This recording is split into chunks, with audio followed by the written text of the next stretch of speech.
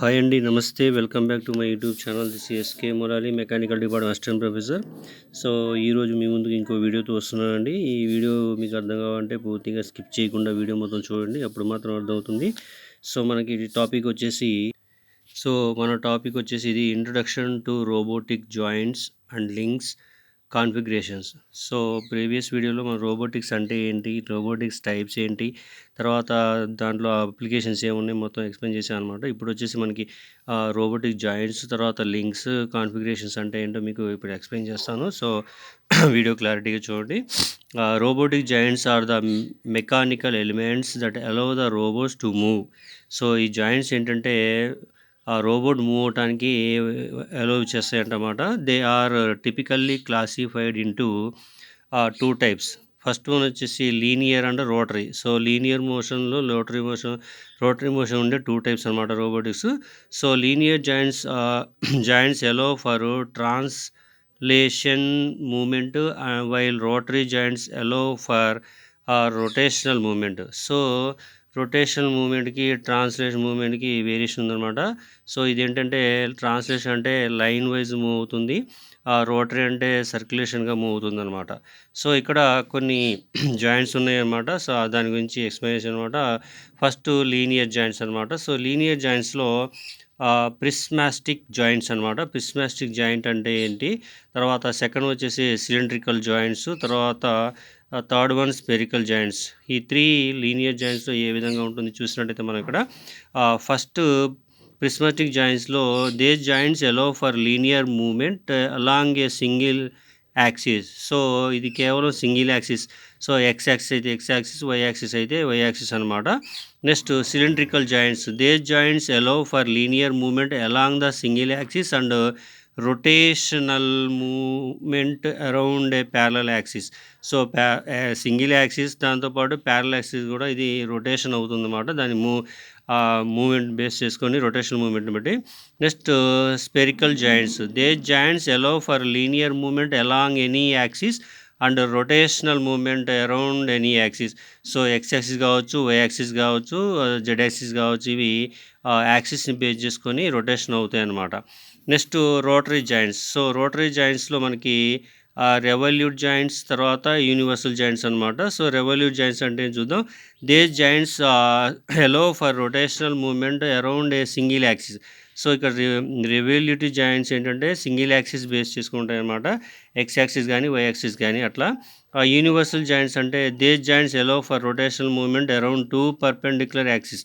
So two perpendicular యాక్సిస్లో ఇవి rotation movement అనేది అవుతుందన్నమాట. సో ఇక్కడ robotic links are rigid segment that connect the joints of a robot. So ఈ joints ఏంటంటే ఆ రోబోట్ ఎవ్రీ జాయింట్కి ఇది యాడ్ అవుతుంది అన్నమాట రోబోట్కి. They can be made of variety. So ఇక్కడ variety of metals such as metal, plastic or carbon fibres. The length and shape of the links determined by the robots reach by the work space. అంటే work స్పేస్ని బట్టి అవి reach అవుతాయి అన్నమాట. ఇవి robot సంబంధించినవి మనకి జాయింట్స్, లింక్స్ అనమాట. సో తర్వాత robots configuration is defined by the position of it's joint. So దాని యొక్క కాన్ఫిగరేషన్ ఏంటంటే పొజిషన్ బేస్ చేసుకుని జాయింట్ ఉంటుంది అనమాట.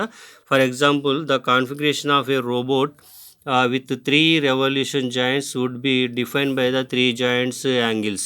So the configuration of robot, it's important determined by the workspace and kinematics.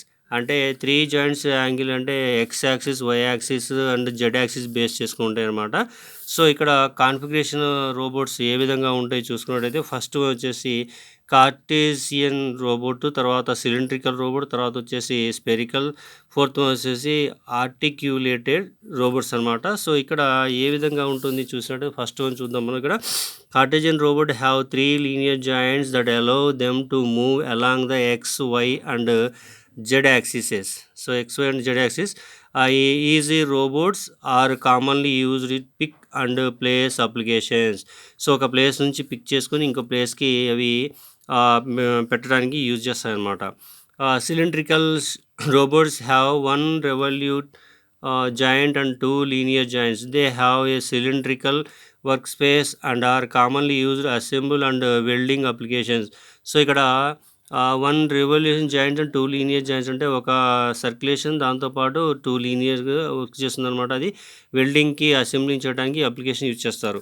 Next spherical robots have 3 revolution joints that allow them to move in any direction. They have a spherical workspace and commonly used in paintings and inspection of applications. So any movement 3 steps ఏ విధంగా X axis Y axis Z axis ఏదైనా సరే కావచ్చు. Next articulated robots have 4 or more revolution joints. They have a large workspace and are commonly used in industrial applications such as welding, painting. So ఇక్కడ ఏ విధంగా ప్రతి diagram చూడండి. Cartesian coordinate configuration. So ఇది base, ఇది పైకి కింద move అవుతుంది. ఇక్కడ నుంచి forward direction backward direction move అవుతుంది. ఇది కూడా ఫార్వర్డ్ డైరెక్షన్ బ్యాక్ అంటే అప్వర్డ్ డౌన్వర్డ్ మూవ్ అవుతుంది అనమాట. ఇది వచ్చేసి మనకి Cartesian coordinate configuration. Next cylindrical configuration చూడండి. ఇది బేస్ అనమాట. ఈ సర్క్యులేషన్ అనేది ఈ ఆరో మార్క్ బేస్ చేసుకుని రొటేషన్ అవుతుంది. ఇక్కడ నుంచి forward direction backward direction move అవుతుంది. సో ఈ ఆరో ఇండికేషన్ ఏంటంటే డౌన్వర్డ్ అండ్ అప్వర్డ్ మూవ్ అవుతుంది అనమాట ఇక్కడ నుంచి. ఇది cylindrical configuration. Next spherical configuration చూడండి. ఇది బేసు, ఇక్కడ రొటేషన్ అన్నది ఈ విధంగా రొటేషన్ అవుతుంది. దాంతోపాటు ఈ నీ అన్నది ఇట్లా కూడా రొటేషన్ అవుతుంది. అంటే ఇక్కడ నుంచి ఇటు రావడం, ఇక్కడ నుంచి ఇటు పోవడం. నెక్స్ట్ ఇక్కడ హెడ్ ఇది ఉందో ఇది డౌన్వర్డ్ అప్వర్డ్ మూవ్ అవుతుంది అనమాట. ఇది స్పెరికల్ కాన్ఫిగరేషన్లో. నెక్స్ట్ ఆర్టిక్యులేటెడ్ కాన్ఫిగరేషన్లో ఏంటంటే ఇది బేస్ అనమాట. ఈ బేస్ పైన ఉన్న పార్ట్ అయితే రొటేషన్ ఇలా అవుతుంటుంది. ఇక్కడ నుంచి పార్ట్ అవుతుందో ఇలా వస్తుంది, ఇలా వెళ్తుంది.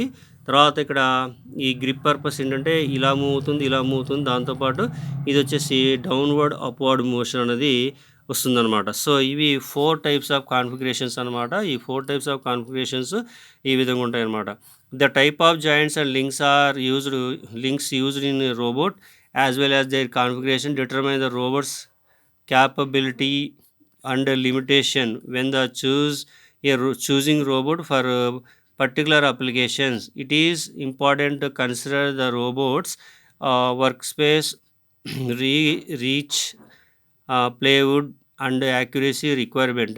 సో ఈ ఎక్కడైతే యూజ్ చేస్తారో పర్ఫెక్ట్గా యాక్యురసీ ఉండాలి, దాంతోపాటు వర్క్ స్పేస్ అవైలబిలిటీ ఉండాలి, దాంతోపాటు యాక్యురసీ రిక్వైర్మెంట్తో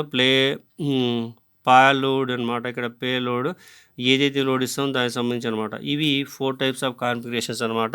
సో ఇది రోబోట్ సంబంధించి లింక్స్, జాయింట్స్ అండ్ కాన్ఫిగరేషన్స్ అనమాట.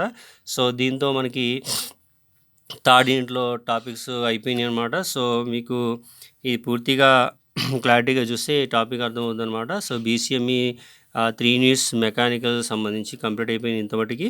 సో ఈ వీడియో కానీ మీకు నచ్చినట్లయితే లైక్ చేయండి, కామెంట్ చేయండి, షేర్ చేయండి.